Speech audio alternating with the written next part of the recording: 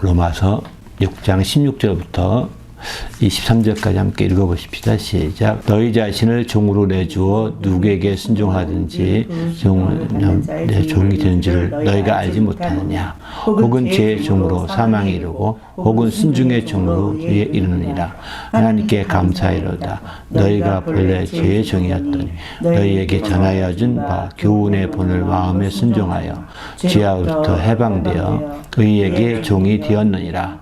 너희 주님의 생각으로 내가 사람이 예대로 말하오니 전에 너희가 너희 죄를 부정과 불법에 내주어 불법에 이른 것 같이 네가 너희 의에게 내주어 거룩함에 이르라. 너희가 죄의 종이 되었을 때에는 의에 대하여 자유로웠느니라. 너희가 그때에 무슨 면을 얻었느냐. 이제는 너희가 그 일을 부끄럽게 하는 그 마지막이 사망입니다. 그러나 이제는 죄로부터 해방되고 하나님께 종이 되어 거룩함 이르는 열매를 얻으시니 그 마지막은 영생이라. 죄의 싹은 사망이요 하나님의 은사는 그리스도 예수 안에 있는 영생이라. 아멘. 무슨 말씀을 이제 나눌까 생각하다가 제가 신앙생활을 하면서 이제 의기소침할 때마다 크게 외치는 그런 말씀이 있는데, 나는 누구다! 나는 누구다! 막 이렇게 제가 외치는 거 7가지를 좀 나눠보려고 이렇게 1차적으로 좀 준비해 봤습니다.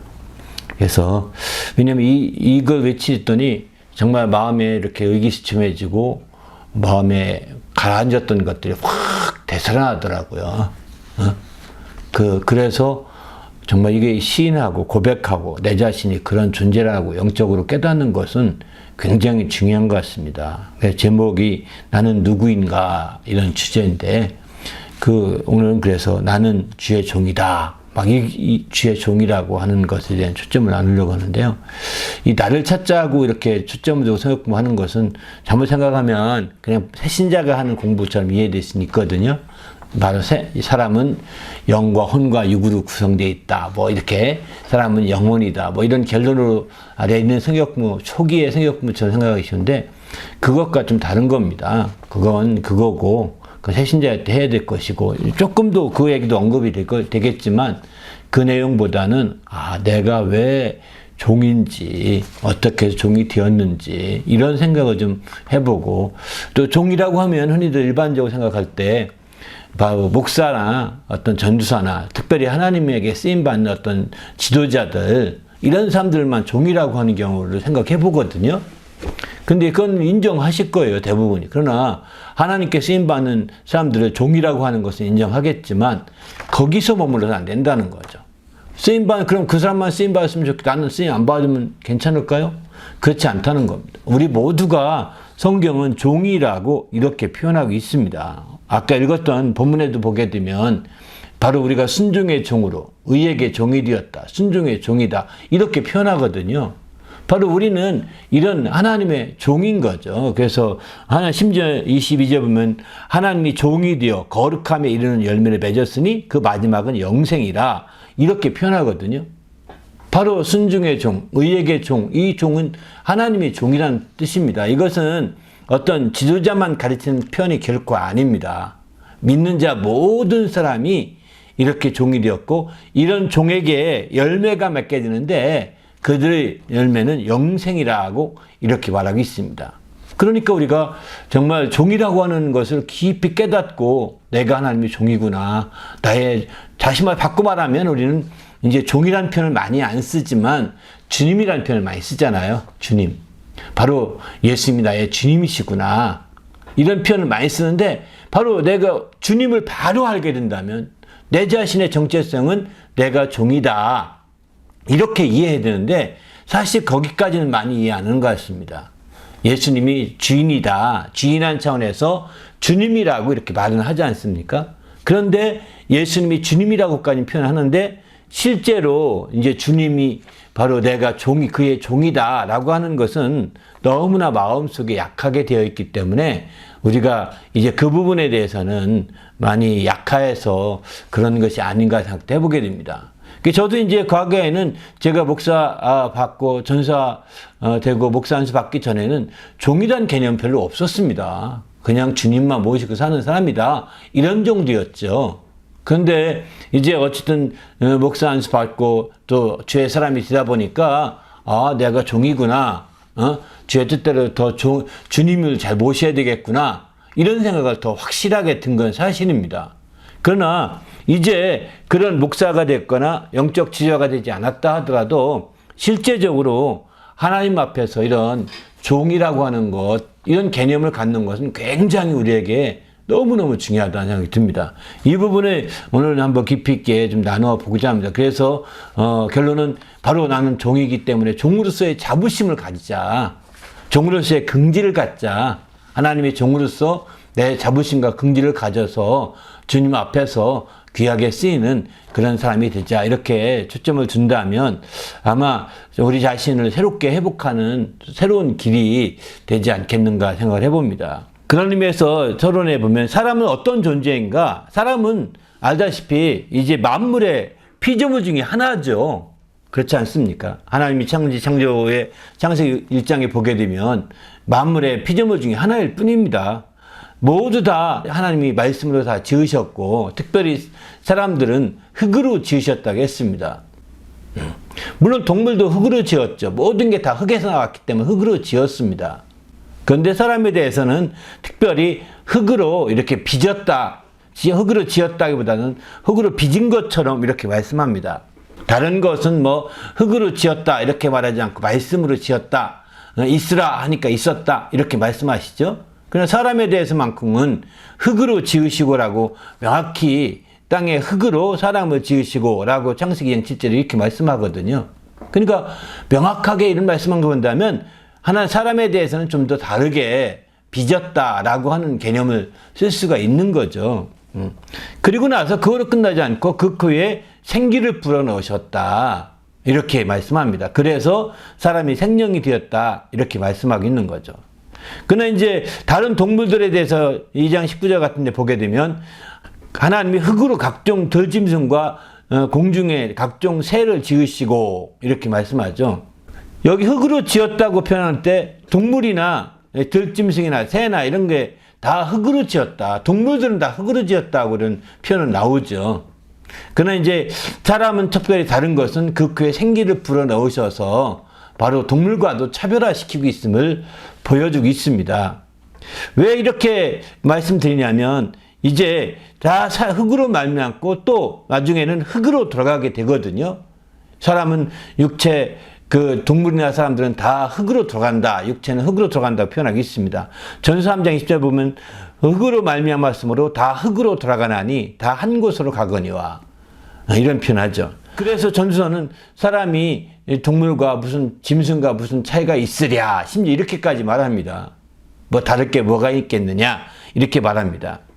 그리고 이제 그 전서 그 시편 90편 3절도 보면 하나님 주께서 사람을 티끌로 돌아가게 하시고 너희 인생들은 돌아가라 하셨다 이렇게 표현하죠.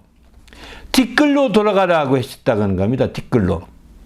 그렇게 해서 인생은 이제 흙으로 돌아가게 하고 또 마침내 이제 그걸 바꿔서 말해서 흙이라는 말보다 더 흙의 분자죠. 분자와 같은 티끌로 들어가게 하셨다. 분해돼서 돌아가는 것을 이렇게 말하게 됩니다. 이렇게 표현하고 있는 거죠. 반면에 이제 그 전서 3장 21절 보게 되면 인생의 혼은 위로 올라가고 짐승의 혼은 아래 그 땅으로 내려가는 줄 누가 알랴. 3장 21절 이렇게 말합니다. 육체는 다름이 똑같다는 겁니다. 그러나 이제 그 짐승의 인생의 혼은 위로 올라가고 인생의 영혼을 그렇게 말합니다. 또 짐승은 영이 없고 혼만 있고 그러니까 땅으로 함께 육체와 함께 땅으로 그냥 사라지고 만다는 겁니다. 그러면 인생의 영혼이 왜 위로 올라가느냐? 그것은 전서 12장 7절 보게 되면은 그 위라는 거 뭐냐? 흙은 여전히 땅으로 돌아가고 신은 그 주신 하나님께로 돌아가기 전에 기억하라. 바로 혼은 신이라고 표현하고 있습니다. 여기서는. 그러니까 영혼을 갖게 말하고 있는 거죠. 그 영적인 존재인 그 신은 그 혼은 바로 하늘로 하나님께로 돌아가는 것입니다. 하나님이 생기를 놓았기 때문에 하나님께로 돌아가는 거죠. 이게 다른 피조물과 가장 큰 차이점이라는 거예요. 이거는 아마 누구나가 인정할 수 있을 것입니다. 그래서 우리가 이 땅에 있는 동안에 우리가 육체가 전부가 아니고 육체가 마지막 끝나는 날 육체는 흙으로 들어갈 때 다 분해되어서 딱딱한 뼈대도 다 티끌이 되고 말게 됩니다. 모든 이빨도 다 티끌이 되고 말게 됩니다. 이렇게 완전히 티끌이 되고요. 마침내 그 혼은 이제 하늘 위로 올라가되 신이 되어서 하나님께로 올라가게 되는 거죠. 여기 신은 피조진 신을 갖게 말합니다. 신하고 어때요? 영혼을 갖게 말하는 것입니다. 그러니까 우리가 뭐 신적 영혼이 있기 때문에 신적 존재라고 표현하는 것도 그런 표현하는 것도 있습니다. 그래서 우리가 하나님께 들어가게 되는데 이제 이 모든 만물이 이렇게 지음 받을 때 만물의 목적은 뭐냐? 창조주에게 쓰임받는 것입니다. 모든 피조물들은 창조주에게 쓰임받는 게 가장 큰 목적이라는 거예요. 그가 이 땅에 태어났고 이 땅에 만들어졌지만 창조주의 그 쓰임받지 않으면 무슨 소용이 있겠습니까? 아무 가치가 없는 거예요. 그래서 모든 로마서 8장 보면 모든 피조물이 고대하는 바는 하나님의 아들들이 나타나는 것이니 이렇게 표현하죠. 하나님의 아들들에게 창조주의 아들들에게 쓰임받기 원하는 겁니다. 그렇게 쓰임받는 것을 가장 귀하게. 그러나 이제 그렇게 쓰임받지 못하게 됐던 이유 중에 한 가지가 피조물이 허무한데 굴복하는 것은 자기 뜻이 아니요 오직 굴복하게 하신 이로 말미암음이라. 이게 피조물이 그렇게 하나님에게 제대로 쓰임받지 못하고 오히려 하나님에게 그 반대로 쓰임받게 되는 것은 이런다면 그 곡식이 우상 제물로 쓰이잖아요. 그죠? 또 동물들이 우상들에게 희생제물로 쓰이잖아요. 이게 다 반대로 허무한데 굴복하는 거죠. 이게 다 이게 죄악 때문이라는 것입니다. 죄악 때문이라는 거예요. 바로 여기는 오직 굴복하게 하신 이로 말미암음이라 자기 뜻이 아니요 죄악에 의해서 바로 아담이 죄악으로 말미암아 팔려진 이후에 죄의 종이 된 이후에 함께 아담에 속한 모든 만물이 죄의 종이 돼버린 거죠. 그래서 함께 이제 굴복하게 되는 겁니다. 그래서 그 바라는 것이 무엇이냐? 이와 같이 허무한 데서 굴복해서 썩어진 가운데 종로탄 데서 해방되기 원한다는 겁니다. 바로 우상의 제물로 쓰이고 허무한 데 쓰임받는 데서 이 쓰임받다가 썩어져가는 이런 것 가운데 바로 종로타는 데서 벗어나기를 원한다는 거예요. 이거를 이제 원하는 거죠. 바로 하나님의 아들들이 영광의 자유에 이르는 것이다. 그 하나님의 아들 자녀들의 영광의 자녀, 하나님의 자녀들처럼 영광에 이르기를 원하는 그들과 함께 하면 영광에 이르게 되는 거 아니겠습니까? 여기 무슨 만물이 풀떼기 하나가 이 땅에 하나 우리와 함께 천국 들어간다 이걸 바라는 거라는 개념이 아니라 자녀들의 영광의 자유에 이르는 것이다. 하나님의 자녀들에게 쓰임받는 거라는 거예요. 쓰임받고 싶어 한다는 겁니다. 물론 천국에 풀떼기가 있는 점인지 모르겠습니다. 저는 이렇게 이해하고 싶습니다. 천국에 풀떼기에 이르고 그럼 각각 그러면 이 풀떼기는 예수님으로 구원받아 천국에 들어가는 건가요? 그게 아닌 거죠. 천국에도 날 수는 있겠지만 이거는 하나님의 자녀들의 영광에 조금이라도 도움이 되기를 원한다는 거예요.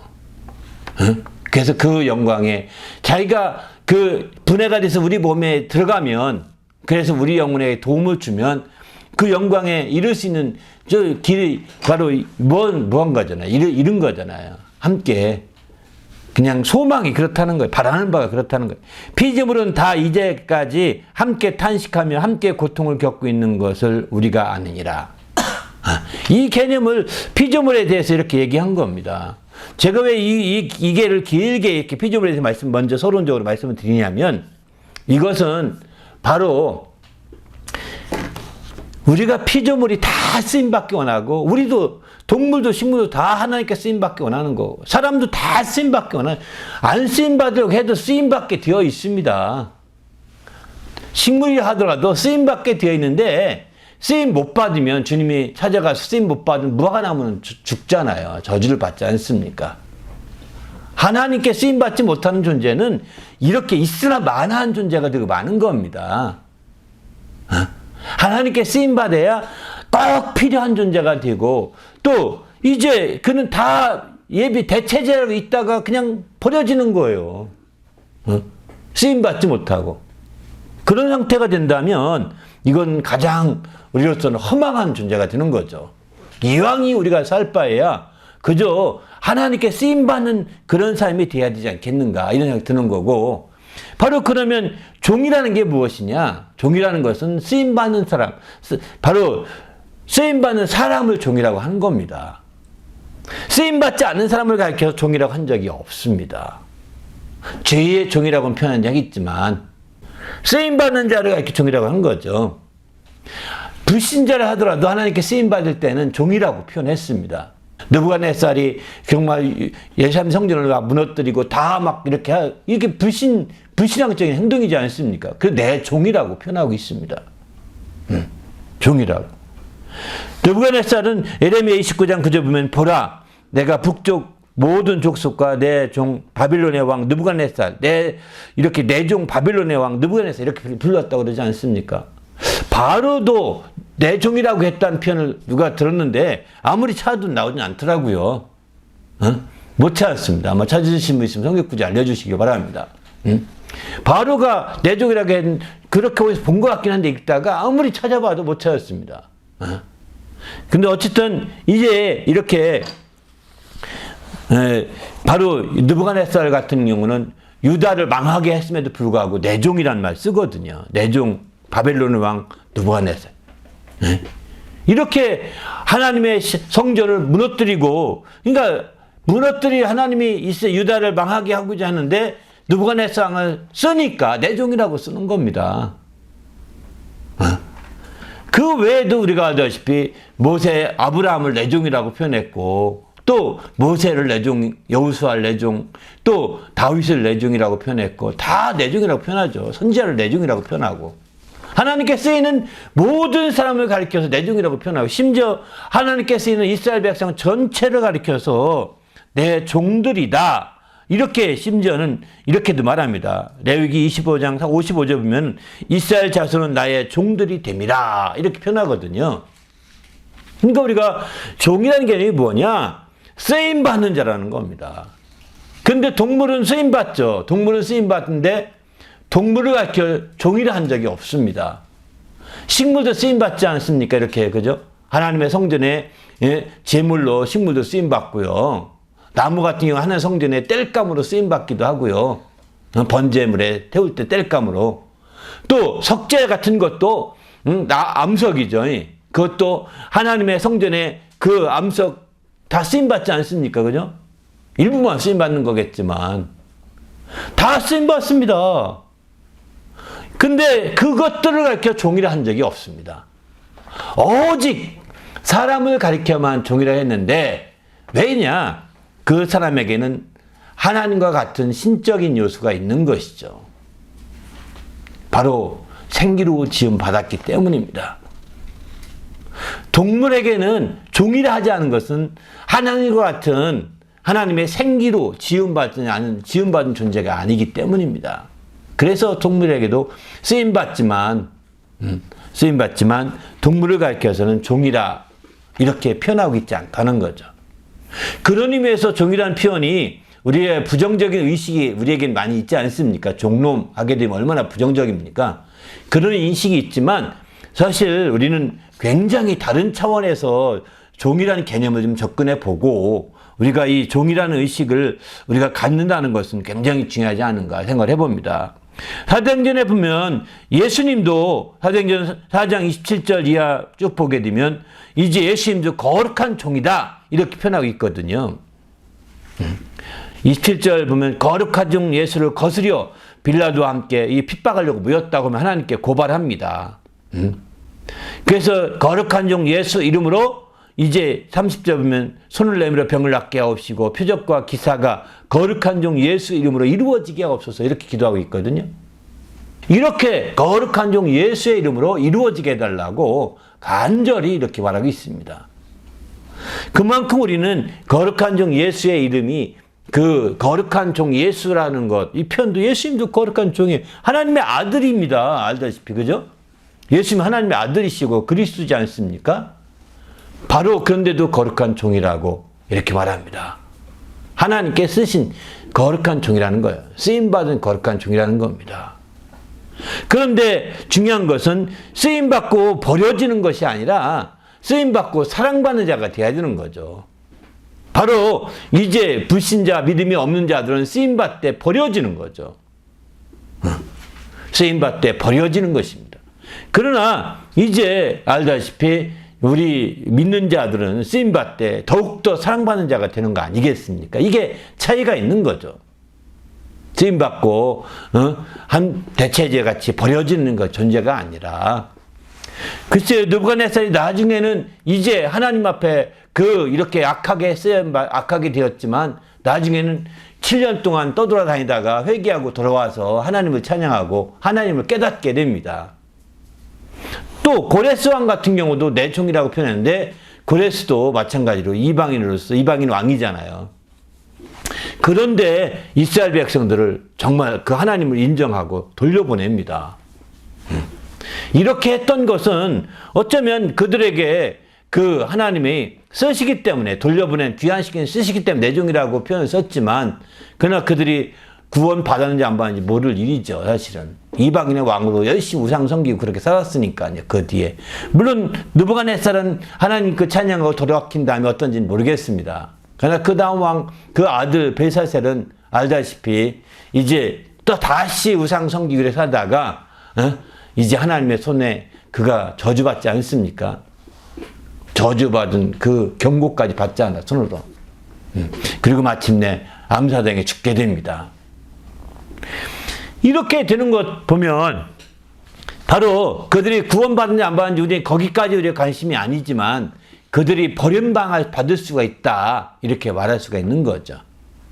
우리는 주님 앞에서 이런 측면에서 볼 때 우리가 종이란 개념을 여기서는 확실하게 좀 넓은 개념으로, 우리가 국문학적인 한국적인 종의 개념을 갖지 말고 또 이렇게 넓은 개념으로 종의 개념을 갖되, 바로 세상에 쓰임받는 종과 다르게 하나님께 쓰임받는 종이라는 거예요. 세상에 쓰임받는 종과 다릅니다. 하나님께 쓰임받는, 세상의 종도요, 한국 같은 경우 보면 정말 그 주인을 잘 만나면요, 종이 면천시켜주기도 합니다. 주인이. 놀랍습니다. 주인이 문서 태워가지고 종이 아니라 면천을 시켜준다니까요. 그러나 하나님은 더 말할 것도 없는 거죠. 하나님은, 하나님께 잘 쓰임받는 자들은 하나님이 더 귀하게 쓰이는 거죠. 나중에 또 말씀드리겠지만 종의 혜택이 얼마나 큰지를 나중에도 말씀드리겠습니다. 그런 의미에서 우리는 정말 하나님의 종이라고 하는 확실한 믿음을 가지고 막 외치시길 바랍니다. 할렐루야. 그래서 에스라 보면 5장 11절 보면 바로 이제 우리는 천지의 하나님의 종이라 이렇게 표현하거든요. 천지 하나님의 종이라는 겁니다. 그냥 어떤 가난한 집의 종이 아닙니다. 가난한 집의 종은요, 평생 그를 못 벗어납니다. 먹고 사는 것도 힘들다고 합니다. 가난한 집의 종은. 그런데 가난한 집의 종이 아니라 천지를 다스리시는 하나님의 종이라는 거예요. 응? 그러니 얼마나 지금 이거는 이루 말해서는 우리의 축복인 거예요. 시편 116편 16절 보게 되면은 나는 진실로 주의 종이요 주의 여종의 아들 곧 주의 종이라 주께서 내 결박을 푸셨나이다. 나는 주님의 종인데 주께서 우리 결박을 풀었다는 겁니다. 우리는 주님의 결박을 진 종이 없어요. 참된 우리의 종이라고 한다면, 예수를 참으로 믿는다면 결박을 푸는받은, 결박 맺어서 아주 억압하고 있는, 척박하고 있는 종이 아니라 사실은 우리의 종 신분을 다 불태워버린 겁니다. 소각한 겁니다. 그 결박을 푸셨다는 것은 어떤 착고를 채우고 일할 수는 없잖아요. 그런 착고의 결박이 아니라 속박 문서를 다 불태웠다는 것과 다름이 없거든요.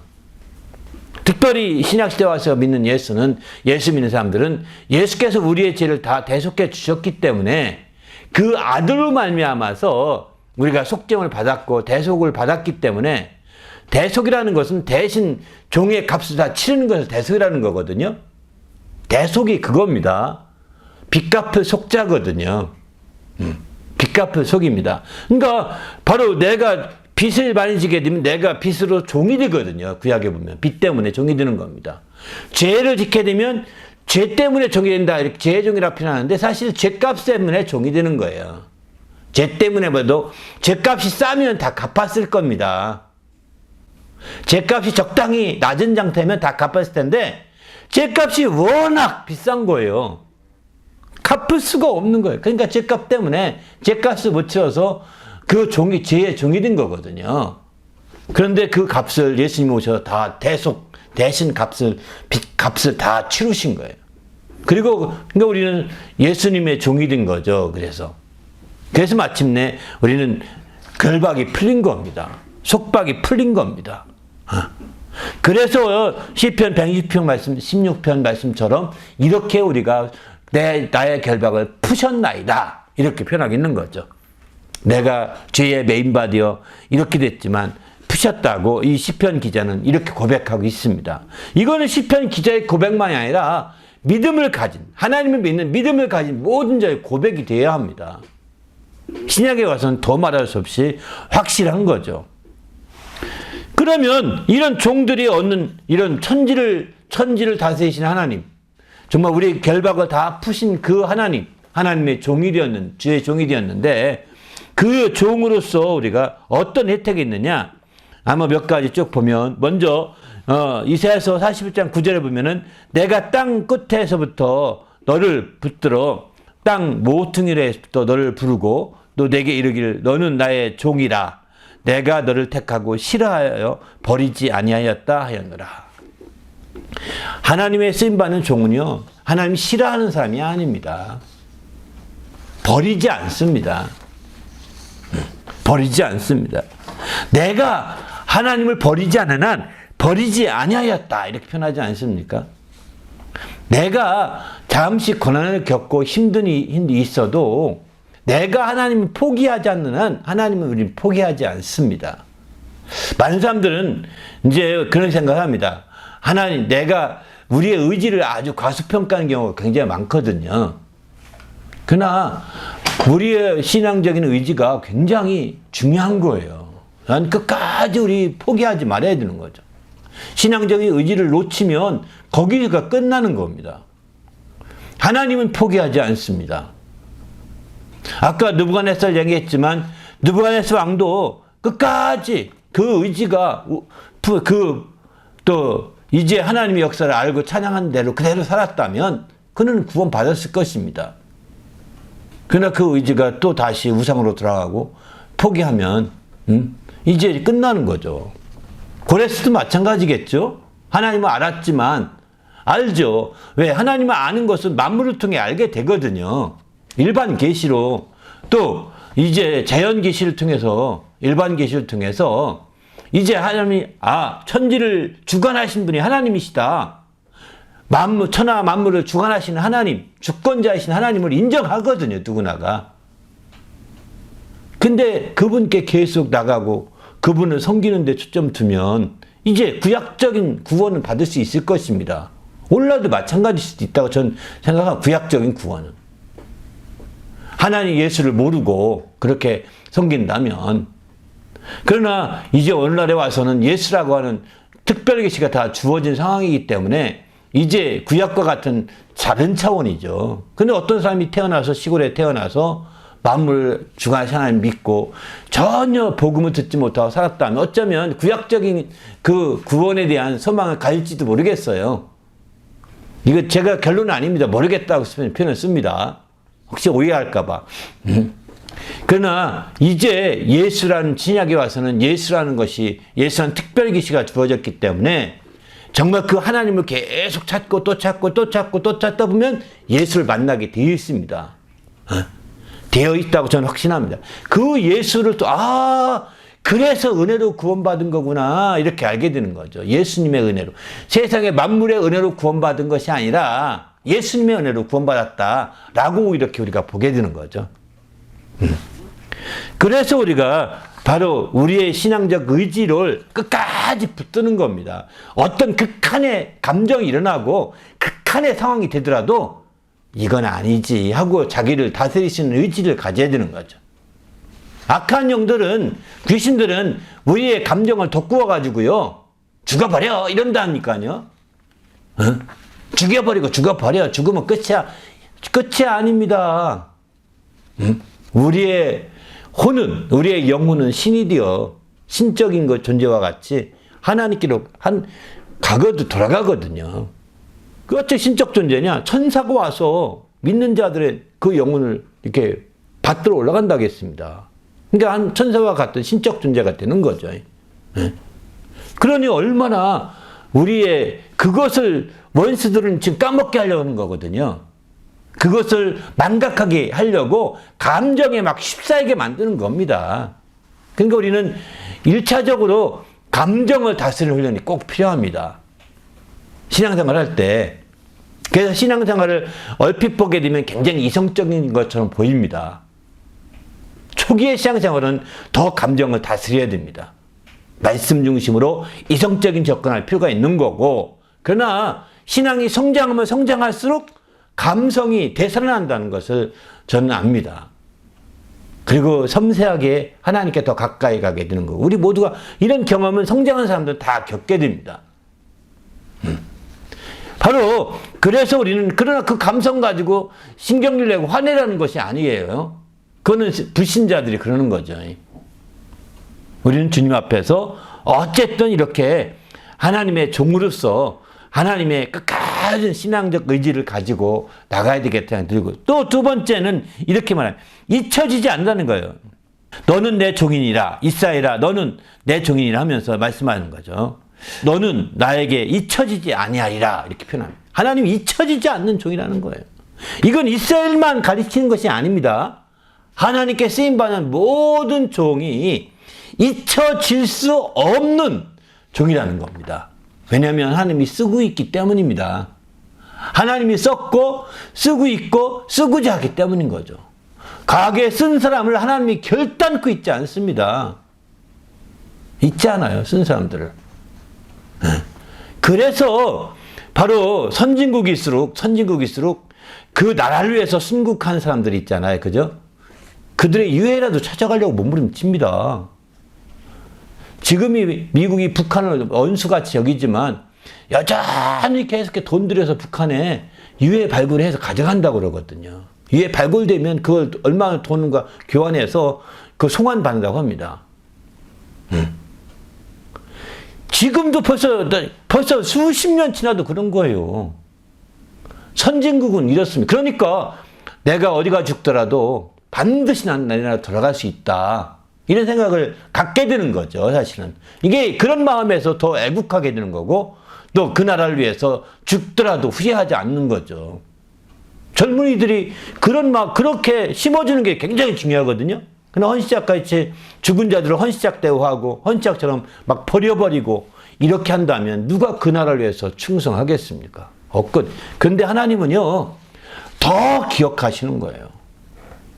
더 하나님께 쓰임 받았던 종들을 잊지 않습니다. 분명히 말하잖아요. 잊지 아니하리라. 이렇게 표현하잖아요. 전 이 표현에 굉장히 큰 감동을 받았어요. 잊지 않겠다는. 정말 우리는 잊혀질 수 없는 존재예요. 하나님 속에서. 특별히 어떻게 있지 않느냐? 너는 내 손가락에, 이사야서는 그렇게 말, 내 손가락에 새김바디였다, 이렇게 말하거든요.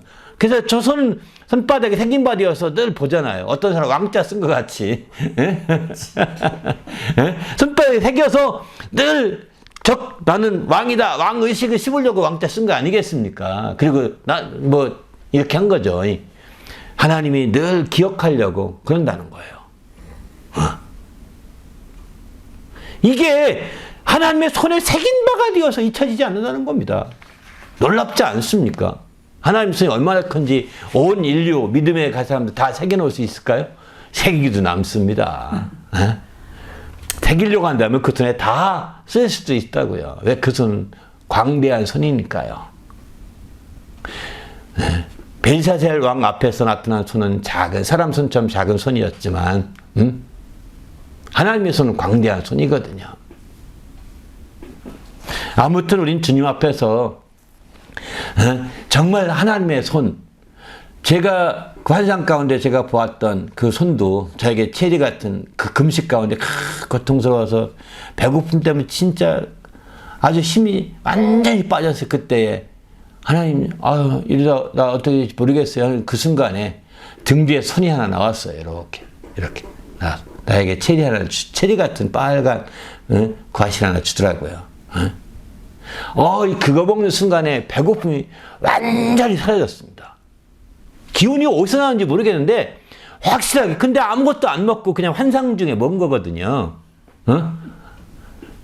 그때 저는 그 손을 보았는데 얼마나 그 손길이 감사했는지 이루 말할 수가 없더라고요.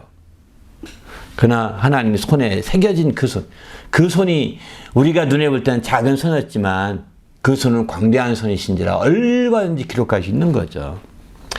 세 번째는 보라, 내 종이 형통하리니, 형통한다는 거예요. 받들어 높이 들려서 지극히 존귀하게 드리라. 우리가 주님께 진정으로 쓰임받는 종은 이렇게 됩니다. 가는 자처럼 쓰임받는 종은 버려질 수 있는 거죠. 자살로 그냥 끝나는 거죠. 가는 자처럼. 우리는 그런 것 볼 때 정말 주님의 참된 종은요, 형통하는 게 정상적인 겁니다. 그리고 잘 되어서, 여기 표현이 참 재미있습니다. 받들어 높이 들려서 지극히 존귀하게 된다는 거예요. 그를 받들어 높여진다는 겁니다. 사실 제가 회개하는 양으로 이런 말 좀 드리고 싶습니다. 제가 영어를 잘한다면, 이게 전 어쩌면 회개하는 양으로 제가 생각하는 건데, 그건 뭐냐면, 제가 최교회를 만들어야 이게 욕심이 굉장히 많았습니다. 캐나다의 최고의 교회가 된다면, 이민을 오면서 이제 그런 생각을 했습니다. 최고의 교회가 된다면 아마 저는 이 최고의 고관들과 연결될 것이다. 그들이 안 찾아올 수 없을 것이고 그들과 대등한 삶을 살게 될 것이다. 이런 얘기를 좀 몇 번 했던 것 같아요. 그리고 최고의 교회를 해야 된다. 그러면 우리 애들에게도 그래도 주의 일을 해라. 믿음의 가문에 의해서 최고의 교회가 된다면 이제 최고를 대우받게 될 것이다. 이런 얘기를 이제 곁들여서 몇 번 얘기했던 적이 있습니다.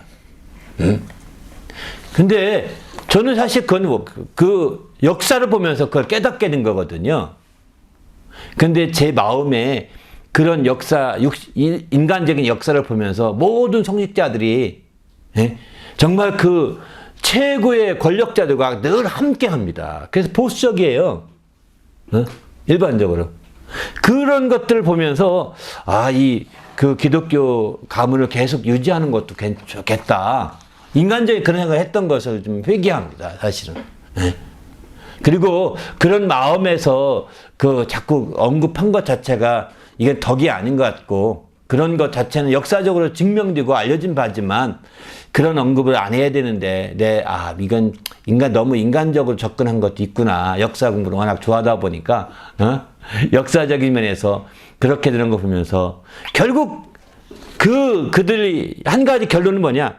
권력과 타협한 성직자들은, 권력과 타협한 목사들은 타락을 가져오더라고요. 그게 역사의 또 산물인데 거기까지는 얘기 안 했던 거죠, 사실은. 저도 타락할 뻔했는데 타락하지 않게 되어 감사합니다. 감사하게도 저는 최고의 교회가 아니고 최대 대형 교회도 아니고 작은 교회입니다. 이렇게 작은 스튜디오 같이 만들어서 여기서 통역하고 하는 교회예요. 그런데 아무튼 정말 우리가 분명합니다. 여러분이 하나님 뜻대로 최고의 종이 된다면 아마 권력자들이 여러분 가까이 올 것입니다. 그리고 그 권력자들이 타협하자고 할 것입니다. 그때에 타협하지 말아야 합니다. 오늘 결론은 내가 말했다는 것 잘못보다도 그 뒤에 말을 안 한 것이 가장 큰 이제 회개거리인데, 타협하지 말아야 됩니다. 타협하지 말아야 그 종으로서 계속 쓰일 수가 있고 더 높이 들려서 존귀하게, 지극히 존귀하게 되는 거죠. 더 높이 들려 지극히 존귀하게 되는 것은 이 땅에서가 아닙니다. 이 땅에서 지극히 높이려면 한계가 있고 서로가 종교 지자있게 싸워야 되지 않겠습니까? 더 높아지려고, 그죠? 아닙니다. 이 땅에서가 아니에요, 이거는. 이 땅에서 들림받고 높이 위에서 들려지기도 하겠지만 하늘의 하나님 나라에서 더 지극히 존귀하게 되는 것을 가르쳐 말합니다. 아멘. 하나님 안에서 되는 것이지 아멘. 이 세상에서 존귀하게 되려고 하는 그런 자들 종들은 권력과 타협을 합니다. 권력이 편에 섭니다. 그래서 권력자 편에 섰다가 그 권력이 바뀌잖아요. 그러면 다시 끌려갑니다. 죄인이 되는 거죠. 그런 대표적인 사람이 누구냐? 이제 그 영국의 그 크루멜 같은 사람이죠. 명예혁명을 일으켜서 시민들이 정말 이렇게 했지만, 크루멜 같은 청교도혁명을 일으켜서 그렇게 했지만, 결국은 그가 세상 권력을 잡다가 권력과 타협해서 권력을 잡고 하다가 함께 또 죽잖아요. 청교도혁명. 다 무너지지 않습니까? 반동에 의해서 반동 정책이 일어나는 거예요. 반드시. 모든 게 반동 정책이 일어나는 겁니다. 그렇게 되는 것처럼 우리도 이 땅에 타협해서 권력과 손잡으면 결국 그렇게 될 수가 있기 때문에 이거 체육이 잠깐 높아지는 거 권력적인 탄압을 피할 수 없는 거죠. 그래서 엉뚱하게 신앙이 아니라 권력 때문에 죽임을 당할 수밖에 없는 거예요. 안타깝죠. 네 번째는 주인이 종들에게 말하죠. 착하고 충성된 종아, 내가 작은 일에 충성하였음에 내가 많은 것을 내게 맡기리니 내 주인의 즐거움에 참여할지어다. 이렇게 말합니다. 바로 착하고 충성된 종이 된다면 이제 바로 많은 것을 맡긴다는 겁니다. 내 주인의 즐거움에 참여하라고 이렇게 말하고 있습니다. 마태복음 25장 23절 말씀인데 21절도 5달란트 받은 사람에게 이렇게 말하죠. 두 달란트 받은 사람에게 이렇게 말하죠. 많은 것을 맡긴다는 거예요. 누가복음 가서는 이 많은 것이라고 표현하고 10골 다스릴 권세를 주신다고 이렇게 표현합니다. 5골 다스릴 권세를 주시고 이렇게 고을을 다스릴 권세를 주신다고 이렇게 표현하고 있거든요. 그러니까 우리는 주님 안에서 착하고 충성된 종이 형통하는데 이렇게 주님의 즐거움에 참여하고 이런 많은 것을 맡기시는 거죠. 우리 모두도 주님 안에 계시는 멋진 종, 나는 이런 종이다 한 자부심과 긍지를 가지시길 부탁드립니다. 할렐루야. 그래서 고린도 전서 7장 22절 보면 주 안에서 부르심을 받은 자는 종이라도 주께 속한 자유인이요. 또 그와 같이 자유인으로 있을 때에 부름받은 자는 그리스도의 종이니라. 이렇게 말하죠. 우리가 세상에서 종이로 부름받았다면 자유인이요. 종의 속박에 매인바가 되어 있지만 그래도 그의 자유인이라는 겁니다. 그러나 우리가 자유인으로 우리가 있을 때 부름받았다 그러면 그리스도의 종임을 알라는 겁니다. 세상에 자유할지는 모르지만 그리스도에게만큼은 내가 붙잡힌 자라는 것, 묶인 자라는 것입니다. 주께 묶인 삶을 살릴 수밖에 없는 거죠. 주께 묶인 삶입니다. 바로 주님께 자유인이라고 하는 그 방종하면 안 되는 겁니다. 우리는 다 자유인으로 지금 오늘날 21세기는 다 자유인의 시대잖아요. 자유인으로 사는 시대인데 이런 자유인의 시대에 우리가 부름받았습니다. 우리는 다 그리스도의 종인 것입니다.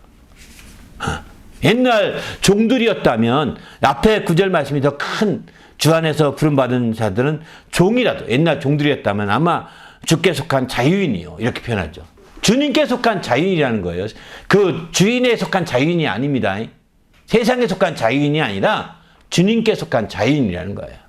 그 종들도 교회 갔지만 주인이 주께 속한 자유인으로 교회 가는 거죠. 그 당시에 그 주인들이 이제 종들과 함께 예배 드릴 수 없다 해가지고 한국 초기에 그들이 그렇게 천민과 함께 종들과 함께 예배 드릴 수 없다. 그렇게 할 때 그들 따로 예배 드리거든요.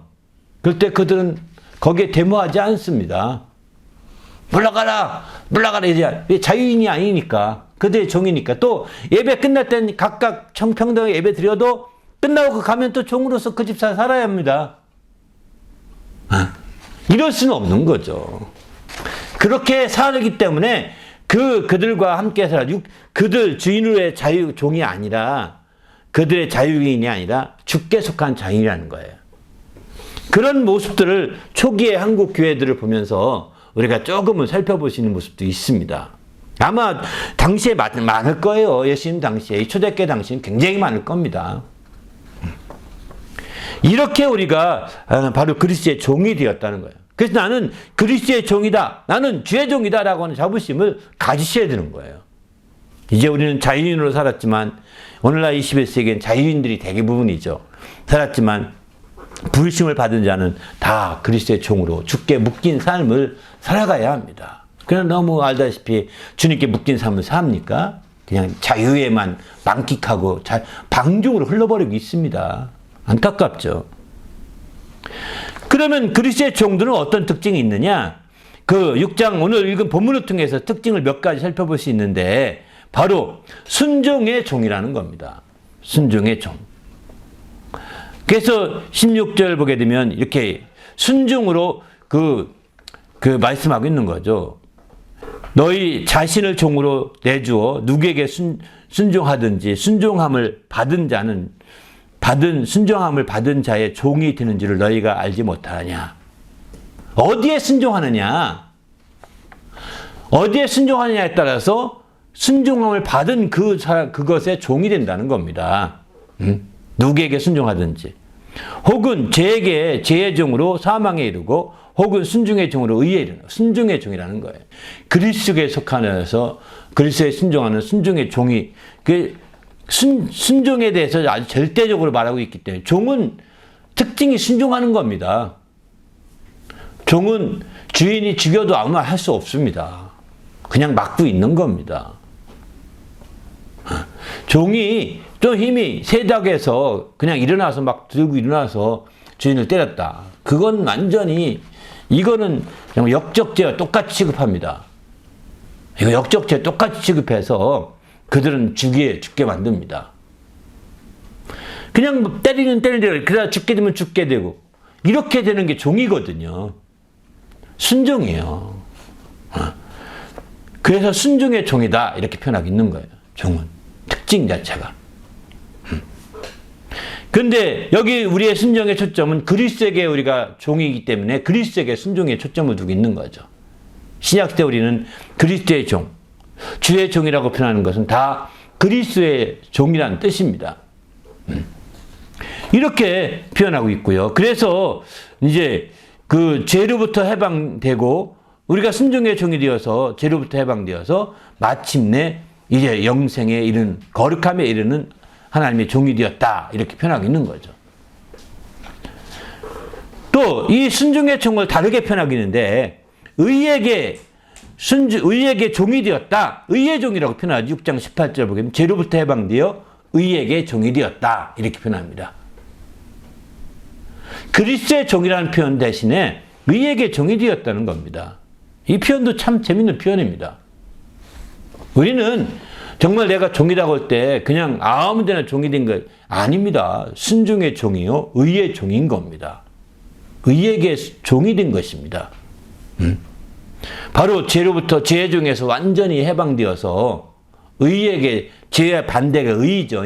그대 의라고 표현하겠는데, 의의 종이, 이건 그리스도의 종이 되었다는 것을 나타내는 거죠.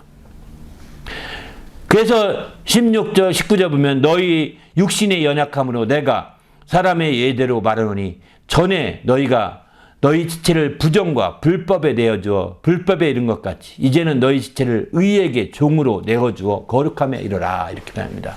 우리의 지체를, 이제는 죄의 종이 될 때는 우리 지체를 불법과 부정에 내어주어서 죄의 종이 됐다는 겁니다. 이제 우리가 의의 종이 되기 위해서는 우리 지체를 의에게 내어주어서 정말 의의 종이 되어 거룩함에, 의는 거룩하게 이르게 되거든요. 거룩함에 이르라고 합니다.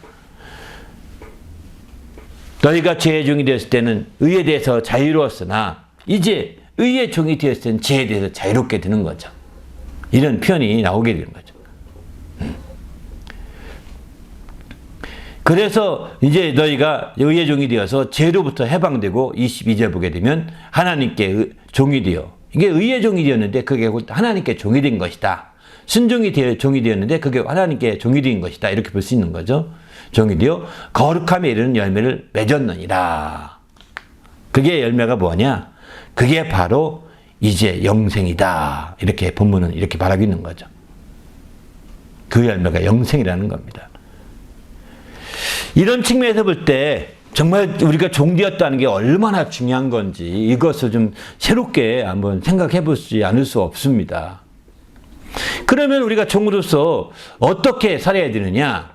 마지막 결론으로 그 말씀을 드리고 마치려고 합니다. 바로 성경에 어떤 자세가 필요하냐면 종으로서 이제 성경의 베드로전서 2장에 보게 되면 이렇게 말씀하거든요. 오직 하나님의 종과 같이 하라 이렇게 표현하거든요.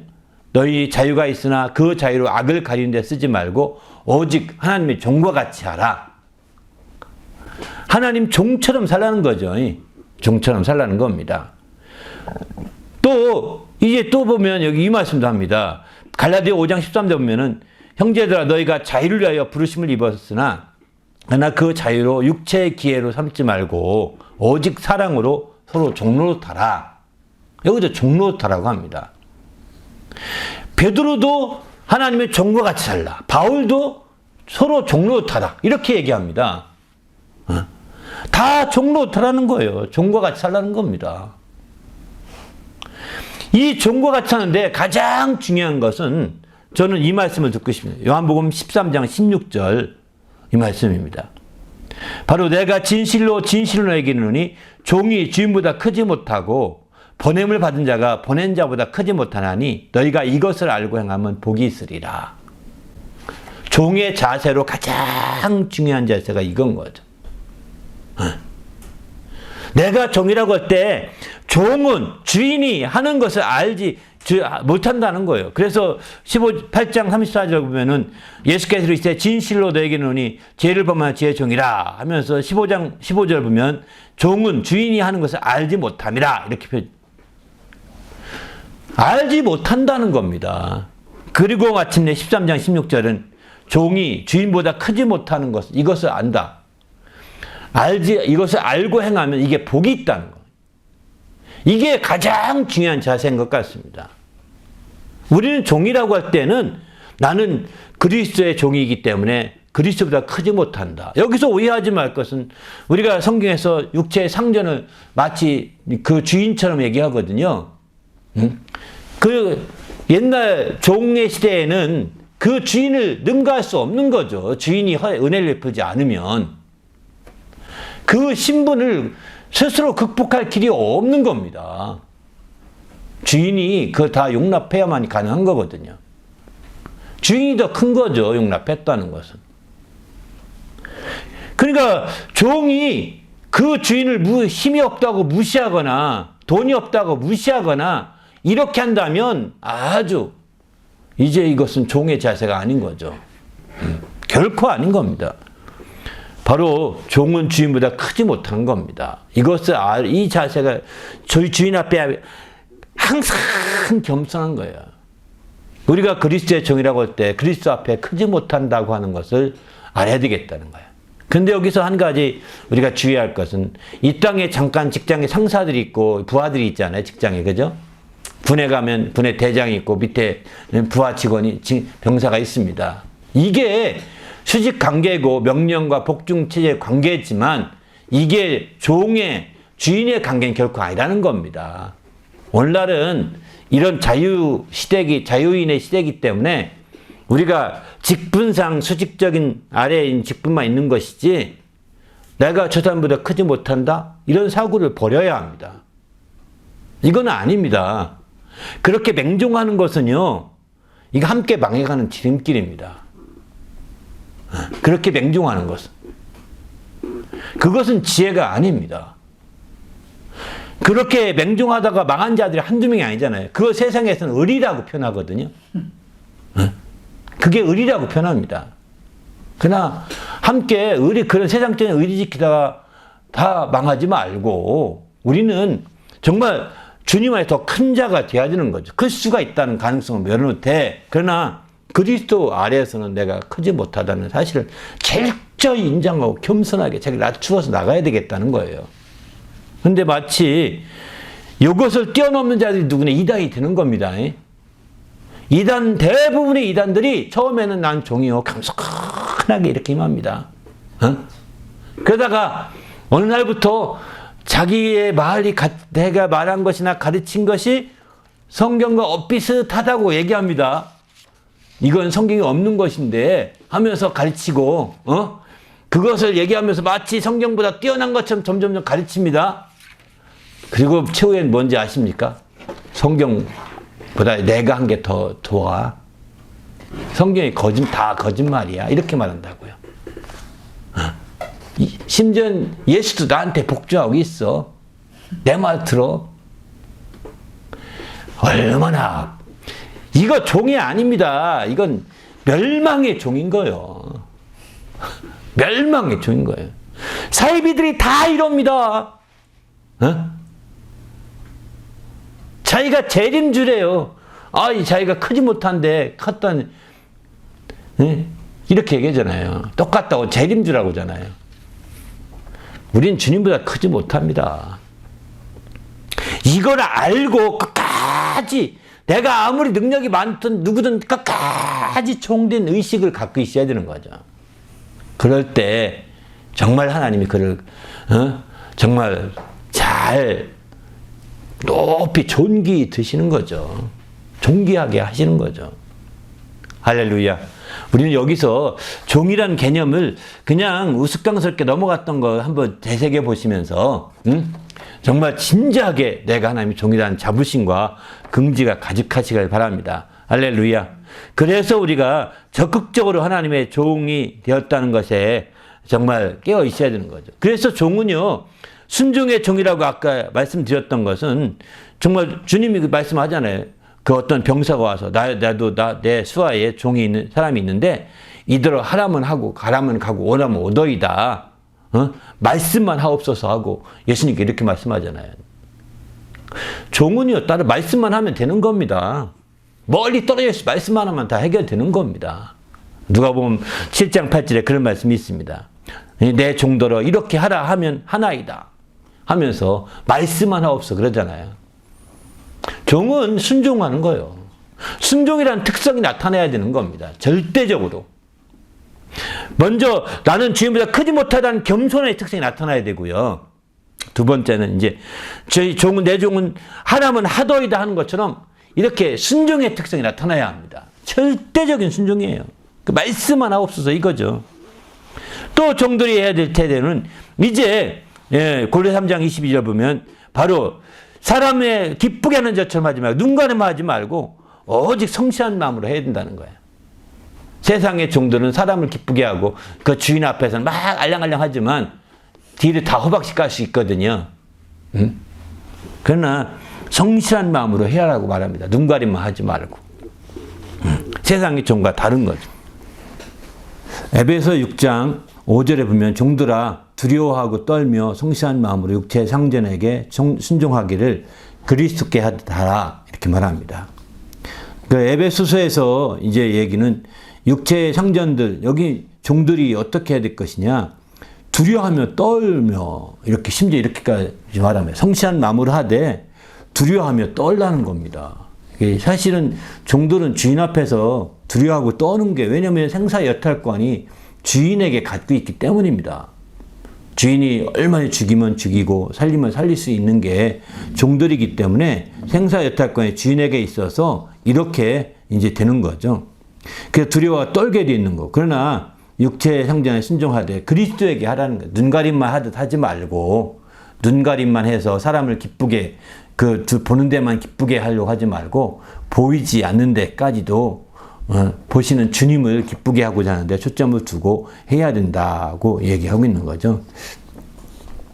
더 나가서 이제 그 디모데 전서에 보게 되면 무릇 이제 멍에 아래에 있는 종들은 자기 상전들을 범사에 마땅히 공경할 자로 알지니 이는 하나님의 이름과 교훈으로 비방을 받지 않게 하려 함이라. 이렇게 말합니다. 비방받지 않게 하려고 한다는 거죠. 다시 말해서 여긴 이제 상전들에 대해서 이제 주인에 대해서 공경하라는 겁니다. 공경하는 마음에서 해야 되는 거죠. 바로 마땅히 공경할 자로 범사, 아주 모든 일에 마땅히 공경할 자로 알라는 거죠. 그렇게 할 때 마침내 하나님을 이제 참된 종도의 도를 갈 수가 있는 거죠. 그렇게 하는 이유는 뭐냐? 이렇게 바르게 종의 도를 살고자 하는 이유는 뭐냐? 이는 하나님의 이름과 교훈으로 비방을 받지 않게 하려 함이라. 그러니까 우리가 믿는 하나님의 이름이 비방받지 않게 하는 비결이 뭐냐면 바로 그거죠. 우리가 그 주님을 바로 공경하는 겁니다. 그러니까 바로 우리 주님이라고 이렇게 함에도 불구하고 공경하지 않게 되면 비방받게 돼 있습니다. 아이고, 저기는 예수님은 주님이라고 하면서 잘 믿지도 않아. 아이고, 말만 주님이래. 이렇게 비방받는 겁니다. 아이고, 저 성경 말씀대로 따르지도 않아. 아이고, 저 사람 정말 이렇게, 저 사람 가짜야, 가짜. 주님을 섬기고 있는 거야. 어? 저 사람 종도 아니야, 종. 아니니까 제멋대로 사는 거지. 이러는 거예요. 비방받는 거예요.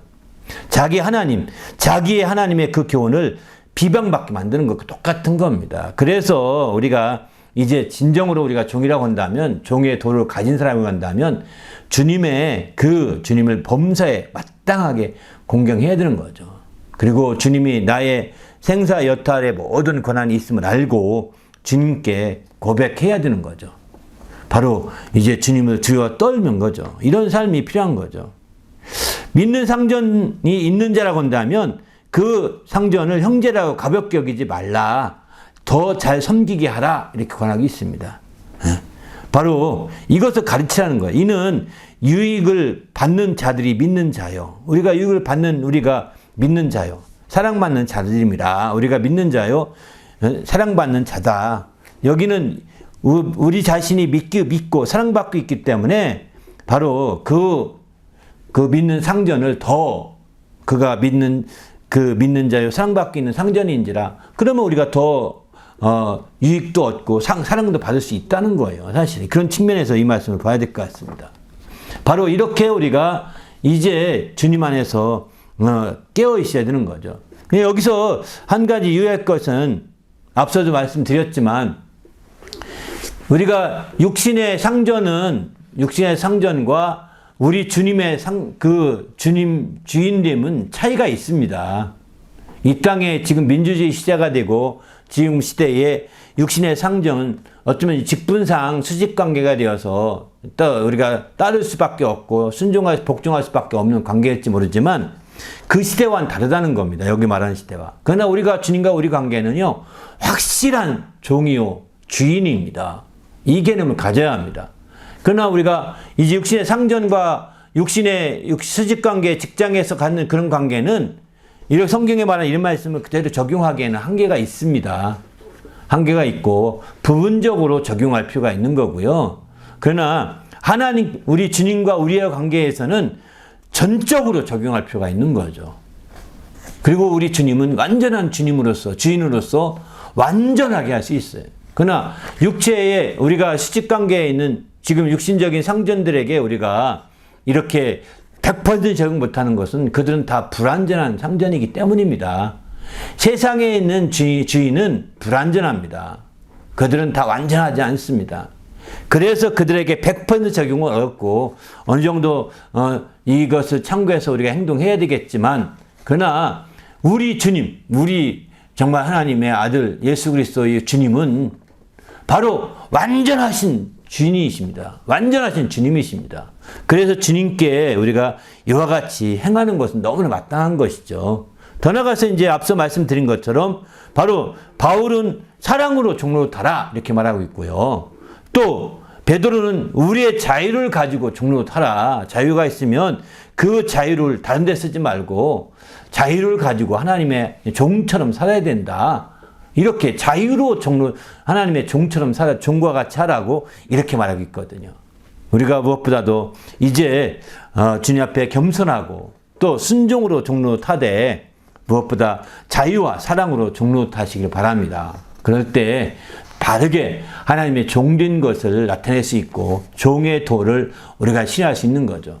이렇게 하나님의 종의 도를 위해서 가장 간절히 기도했던 대표적인 사람이 엘리야입니다. 엘리야가 갈멜산에서 기도할 때 하나님의 내가 주의 종된 것을 나타내 달라고, 주님이 나의 주되심을 나타내 달라고 간절히 기도하지 않습니까?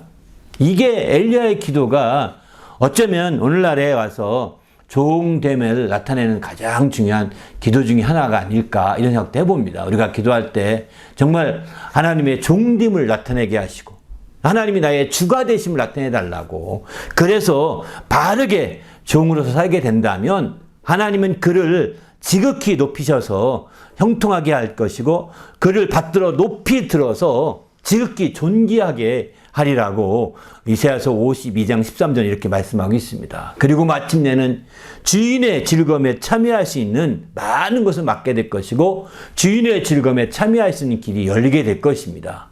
바로 이것이 종의 축복입니다. 우리가 세상적인 개념으로 종의 부정적인 개념을 가지고 접근한다면 이런 말씀들을 이해하지 못할 것입니다. 그러나 이제 참된 우리가 종으로서 살되 우리를 의기소침하게 하는 그 앞에 나는 주님이 쓰시는 총이다, 나는 주님께 사랑받는 총이다 라고 하는 자부심을 가지시고 담대하게 나가시길 바랍니다. 할렐루야. 한번 이렇게 합시까요? 나는 주님의 종이다. 3번만 하고 기도하겠습니다. 시작. 나는 주님의 종이다. 나는 주님의 종이다. 나는 주님의 종이다.